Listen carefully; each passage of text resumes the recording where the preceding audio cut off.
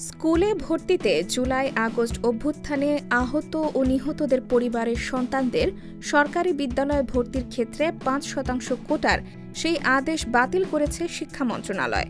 সোমবার ৩রা মার্চ আগের আদেশ বাতিল করে নতুন আদেশ জারি করেছে। তবে কোটার স্থলে নতুন করে প্রতি শ্রেণীতে একটি করে আসন বেশি রাখার সিদ্ধান্ত নেওয়া হয়েছে। আজ মঙ্গলবার শিক্ষা মন্ত্রণালয়ের উপসচিব মাধ্যমিক ১ মোসাম্মৎ রহিমা আক্তার গণমাধ্যমকে বিষয়টি নিশ্চিত করেছেন।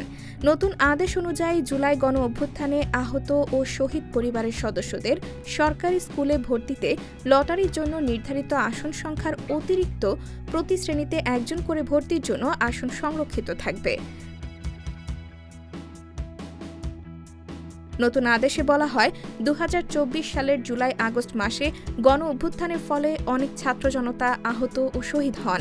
তাদের পরিবারের সদস্যদের সরকারি মাধ্যমিক বিদ্যালয়ে ভর্তির বিষয়ে গত ২০ ফেব্রুয়ারি ২০২৫ তারিখে জারিকৃত আদেশ বাতিল করে নতুন আদেশ জারি করা হলো।